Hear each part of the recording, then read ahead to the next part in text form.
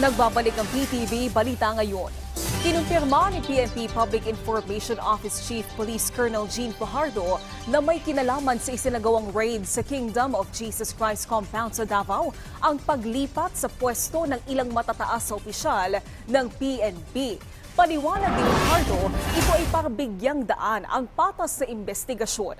Mababatid na isinilbi ng PNP ang arrest warrant sa compound ni Kibuloy pero wala ang pastor leader sa lugar. Kasama naman sa mga inalis sa pwesto ang ilang opisyal ng PNP Region 11 at iba pang miyembro ng Criminal Investigation and Detection Group at Traffic Management Unit. Iginit naman ni Fajardo na lehitimo ang operasyon ng mga pulis at sinampahan nila ng reklamo ang 6 na miyembro ng religious group dahil sa pangahadlang sa operasyon.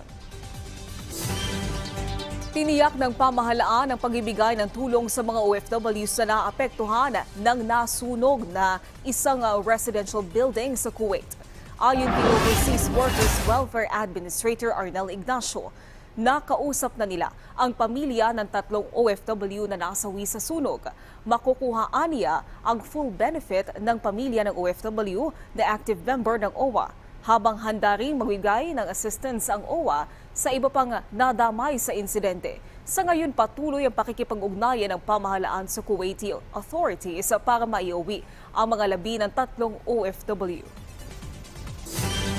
Samantala, alamin natin ang ibang balita kay Julius Pacot ng PTV Davao.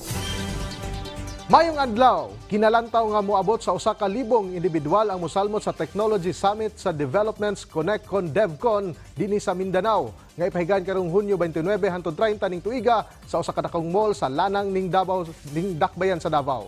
Sumala pa ni Mariza Okoy, ang Vice President sa Community Engagement sa DevCon, doon na usay mo partisipar, gikan pa sa laing nasod aron ipakita lang expertise nga magpahigan og hands-on workshops og panel discussion ug uban pa.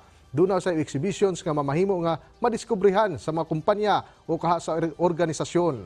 Pinakaunang higayon usab kini nga maghatag og pasidungog ang DevCon alang sa Innovation Tech Company of the Year, Tech Community Impact Award o Government Champion of Digital Transformation. Tumong sa maong summit nga mapalambo ang kasayuran sa saktong paggamit sa teknolohiya, ang DevCon maong pinakadako nga komunidad sa technology enthusiast sa Pilipinas nga aktibo sukad paniadtong tuig 2010. We have 4 colleges, so we called it Campus DevCon. We also have for professionals, we have Geek Ups, like Coffee Fridays, something like that. So parang we are giving back to the community lang since all of us are volunteers lang, and then so we usually invite them. Samtang lahi na usab nga species sa squirrel ang nakita na sa Mount Apo Natural Park sa Cotabato, Manfi, niadtong milabay nga semana. Nasiplatan kini atol sa gipahigayong Biodiversity Monitoring Activity sa Manfi, Cotabato Protected Area Management Office. Naila na maong matang sa mga mananap sa Mindanao flying squirrel. Kini mao ikatulong squirrel species nga nasiplatan sa maong bulkan.